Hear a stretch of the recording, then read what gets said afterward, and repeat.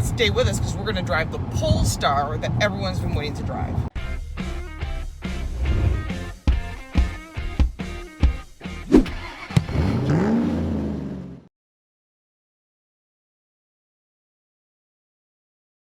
Hi everybody, welcome to another edition of His Turn, Her Turn. I would be the His Turn part of that, Paul Bryant, along with the Her Turn part of that, Lauren Fix, the car coach. Hey Lauren. Hey Paul. We're in, California. But we get to drive something fun this time. Not something boring, something Well, it's different. not like we actually go out and drive Caterpillar D9s or anything. That'd be We fun. drive some pretty fun stuff, and today that is certainly on the menu. Yes. With the Volvo V60, and then we get to drive the Polestar. Polestar. That's the one that you've been hearing about. The Polestar is hot. People are so excited to get it that you can't even get one.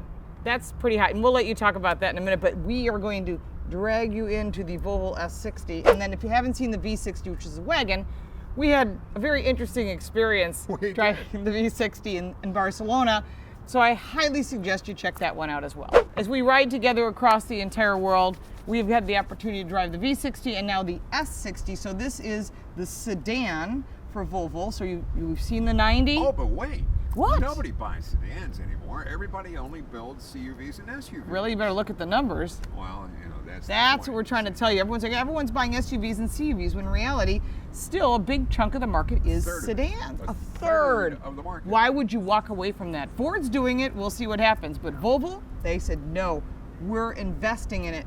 And they're having great luck. Their sales are up 30%. This is a new design, and I think they've done a great job with it. So if you're used to that family of Volvos, and you kind of used to that flavor, you're getting that here as well. We're going to be driving the R design. They have momentum and also the inscription. But then they said, we're stepping it up one more button higher. And that is performance with the Polestar. You want to take us over to the Polestar? It's not even, we aren't even talking about powertrain anymore. No, we're talking about propulsion. Propulsion. That logo tells you it's a Polestar. 415 horsepower. Well, how many are coming into the country? 20. And? 20. And they're sold. They're gone. All of them. 20. That's it. So the demand for these is actually smart. They didn't overproduce.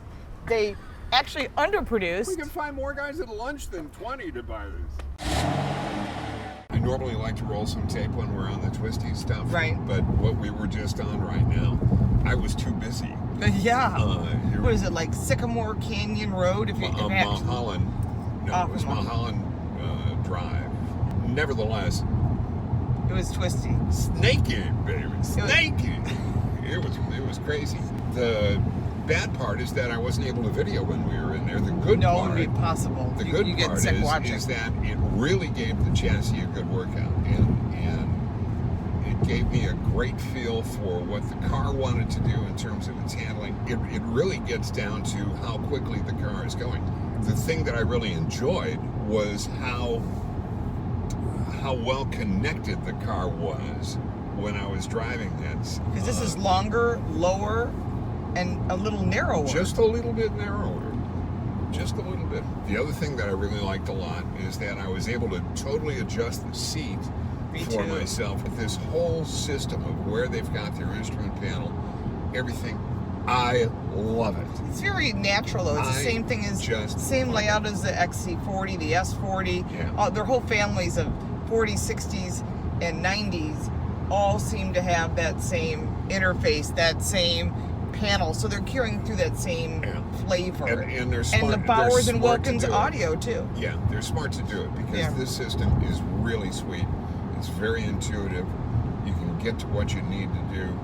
Program in whatever you need to program in from a Navi standpoint, and then you don't really need to look in the center anymore because you get the redundant display up in the center stack, or in the IP rather, right in front of you. These guys keep hitting home runs. And their sales are up 30% year to date. That's crazy. It means everybody likes their cars. You get a lot of car for your money. So anyway, why don't you drive it for a while? Let's switch. Okay. Let's get some coffee.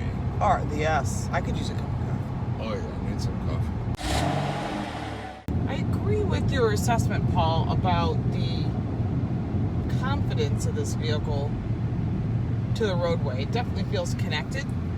And you're right, I don't think it's nimble. I think that the confidence you get when driving a German car, that stickiness to the roadway, you get that same sort of confidence when driving a Volvo. They've done a great job with their underpinnings, their new suspension, the handling. And we drove the V60 wagon, we felt the same way. I think we felt that it was a very confident vehicle. So whether you're in eco mode, comfort mode, or in dynamic mode, I thought there was really good pickup. I mean, you stop at a traffic light, you put your foot in it, because we have to see what it's like when you need to pass. We've done passing on the highway, and I was actually impressed with it. Has really good torque. But overall, the seating comfort is double thumbs up, both sides, lumbar, there's thigh support, like you said, very comfortable seating surfaces. It's an Alcantara, so on the R design and on the Momentum, there is no air-cooled seats. On the Inscription. There is, because you need perforated seating surfaces, and on the Polestar, there is not. Is it important? In California, it might be, but the heated seats, I think, are important. And as far as the steering wheel, I like the grippy wheel, I like the gauges. They're all digital, so that's, again, a personal thing. It doesn't bother me one way or the other, but some people, they don't like the digital gauges. I love how it's very standardized across the Volvo lineup. As far as if you've been in any other vehicles, you know how the center stack works. You press the button, it's like an iPad. You pick your choices. Yes, I want the navigation or the audio or your phone paired, or you want to adjust the sound system, and you can sweep left or right to get additional adjustments, whether it's for the safety systems when you want to shut off the auto off, whatever that might be. And that bottom quadrant, they kind of reserved for the Apple CarPlay. Standard Apple CarPlay, Android Auto. But I did ask, none of the S60s or V60s have wireless charging, which I find it was weird. Odd. This price point is $35,000. We drove a Kia Forte and had it in there. Yeah. I mean, that's a low-priced vehicle. The standard is also panoramic roof, which we have closed right now. You can get some light through it. It's nice. It could be a little bigger. Does it make a difference? No. Some people don't want it, but you have to take it. There's no way. It's there. I mean, they're building all of them with it. Right. But everything's very intuitive to use, very easy to use. The controller is here. Your shift mode, your on-off is a little turn, rather this is a key. Everything is easy to use. 3 cup holders, which I find kind of nice because we all carry cups of coffee and other things. Of course, we have our coffee because that's what we do. Coffee, you have your Mountain Dew, and I got my water. Precious life-giving fluid. All right, you've had about 20 miles in the Polestar so far. What do you think? I think if you drive it in all these different modes, you're not going to feel much of a difference from that of the S60.